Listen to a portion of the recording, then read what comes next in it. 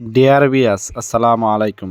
দেশ ও দেশের বাইরে থেকে যারা আমাদের ভিডিওটি দেখেন তাদেরকে আন্তরিক শুভেচ্ছা ও অভিনন্দন। আজকে আপনার স্ক্রিনে যে মাছটি দেখতে পাচ্ছেন এটি হাইব্রিড মাগুর মাছের পোনা। এই হাইব্রিড মাগুর মাছটি কিভাবে লালন পালন করতে হবে তা কিছু গুরুত্বপূর্ণ আলোচনা করব এই ভিডিওর মাধ্যমে।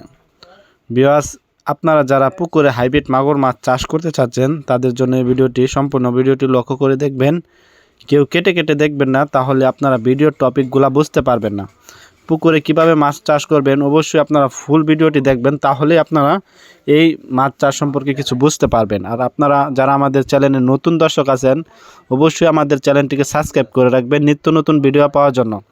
আপনাদের কাছে ছোট্ট একটি রিকোয়েস্ট, ভিডিওটি অবশ্যই চ্যানেলটিকে সাবস্ক্রাইব করে দিবেন নিত্য নতুন ভিডিও পাওয়ার জন্য। আজকে যে মাছটির সাথে দেখতে পাচ্ছেন স্ক্রিনে, এটি অরিজিনাল হাইব্রিড মাগুর মাছের পোনা।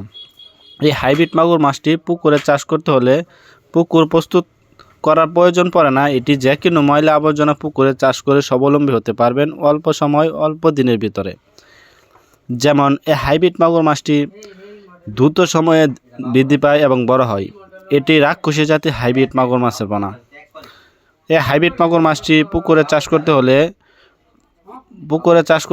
যে কোনো পুকুরে চাষ করতে পারবেন। এটি প্রতি শতাংশে 500 পিস মাছ কালচার করতে পারবেন।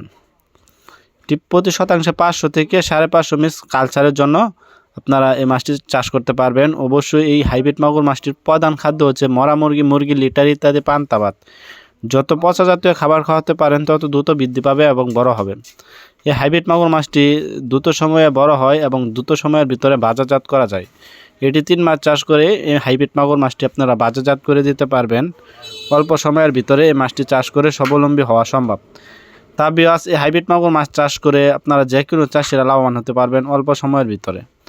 অবশ্যই এই মাছটি চাষ করে যারা চাষ করছেন তারা তো আপনারা এই মাছ সম্পর্কে জানেন, যারা চাষ করেন নাই তারা অবশ্যই এই মাছটি চাষ করে দেখতে পারেন। এই মাছটি খুবই জাত